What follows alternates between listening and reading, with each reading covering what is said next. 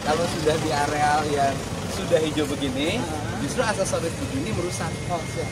Karena ini udah bagus banget. Bagus, harus ada spanduk, dirapihin. Baik, baik, Pak. Terima kasih, Pak. Yang gini-gini ganti. Ya. Dikit-dikit lama nih. Siap, siap. Saya tekan bersih-bersih. Iya.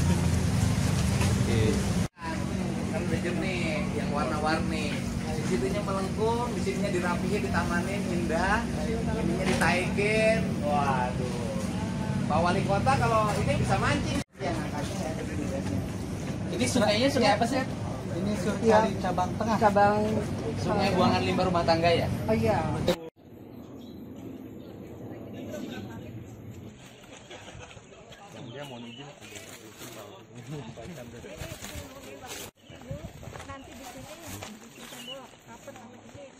Penjelasan teknis ke warga terkait water tank ini itu kita akan operasionalkan setelah fungsi itu sudah kita layangkan.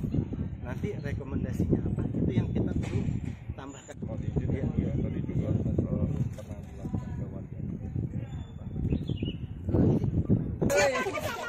warga. Pampu dicopot itu nanti. Jaya.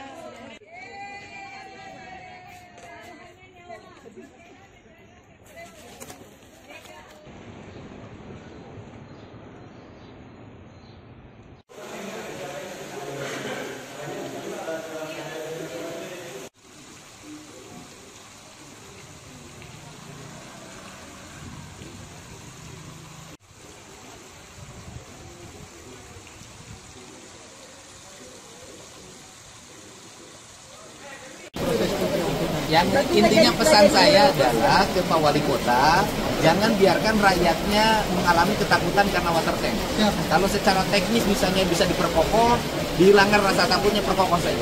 Siap. Berarti nggak jadi direlokasi, Pak? Nanti kita lihat kajian setelah dipokokkan tadi. Nanti langsung. Ya. Oke, siap. Atur nuhun, Kang.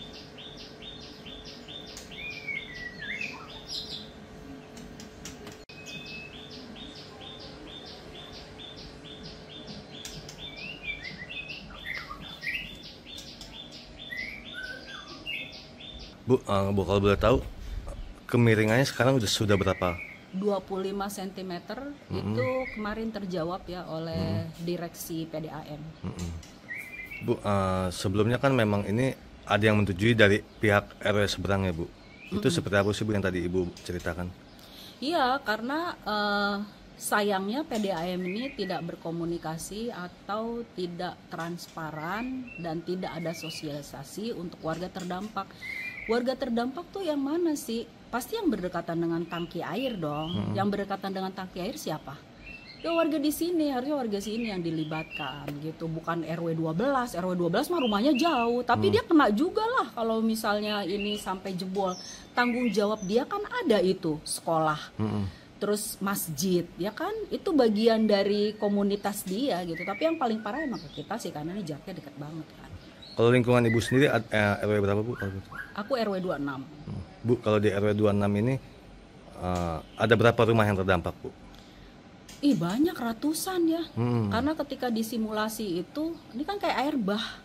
Kemarin aja banjir di Bekasi kayak begitu. Ini banyak sampai karena impactnya itu air kan kenceng kan. Terus tembok-tembok roboh dan tembok-tembok itu roboh akan merobohkan tembok-tembok lain. Terus aja kayak estafet gitu. Jadi sampai ke kali itu jaraknya. Jauh. Ini berarti artinya kemiringan lebih ke sini Bu, warga sini. Iya, karena kan kontur tanahnya itu gini. Turun. Gitu. Bu, pembangunan ini sejak kapan sih Bu? Dari 2000, kalau nggak salah 2021 ya. 2021, 2020 udah mulai kali ya 2000. Pokoknya udah sekitar 4 tahunan lah. Bu, saat mereka ingin membangun ini, apakah ada sosialisasi dari untuk lingkungan setempat? Nggak ada. Karena definisi sosialisasi PDAM tuh dengan definisi standarnya nasional atau internasional itu berbeda gitu. Kayaknya dia emang bad practices ya. Harusnya kan sosialisasi itu dilakukan oleh mereka sebelum kejadian membangun kan. Kita duduk bareng sama konsultan dan kontraktornya, apa yang akan mereka kerjakan. Tapi yang paling pertama dulu ngurusin perizinannya dong. Misalnya AMDAL gitu kan, kemudian IMB, kemudian melihat sekitar lingkungan sini apakah layak gitu kan, ada yang namanya garis sepadan. Itu diatur sebenarnya oleh undang-undang, nggak brutal atau nggak sembarangan. Jadi nggak ada sosialisasi. Kalau sosialisasi dilakukan oleh ke satu orang itu nggak bisa. Sosialisasi itu harus dilakukan oleh ke warga terdampak.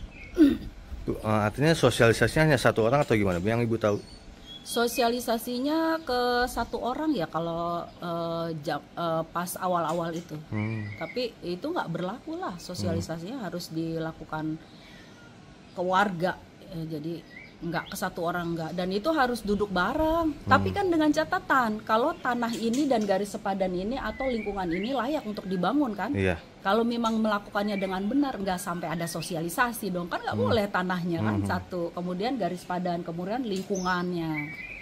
Itu sosialisasi kepada siapa, Bu? Sosialisasinya kepada ex-RW.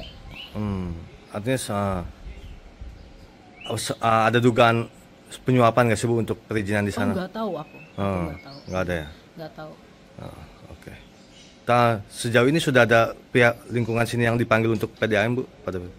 Kita hari Rabu tuh sebelum rame kayak gini, saya dan tim saya, Pak Dadang, Pak Ajis, dan ahli geologis Bapak Tommy datang ke PDAM. Minta untuk menunjukkan detail engineering desainnya tuh. Sama kita pengen tahu dong berapa sih sekarang kemiringannya gitu kan. Karena kemiringan itu kita ukur untuk jadi baseline sebelum dan sesudah terjadinya perkuatan gitu. Jadi udah ketemu sebelum rame, tapi akhirnya kan responnya nggak transparan gitu. Itu harus transparan lah, kan kita yang akan menanggung akibatnya. Kalau mereka kan sosialisasinya ke camat, ke lurah, ke babinsa, mereka tinggal di sini nggak? Jauh lagi mereka tinggalnya nggak di sini, jadi nggak bisa. Harusnya warga di sini, tapi dari awal kan udah menolak.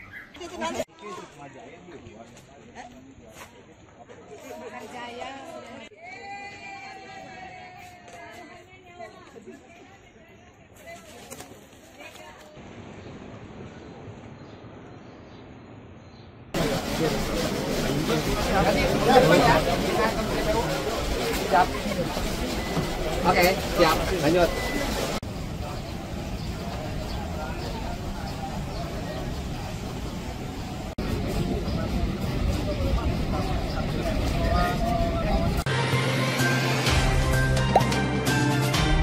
Dengarkan berita bersuara. Klik fitur text to speech di inews.id.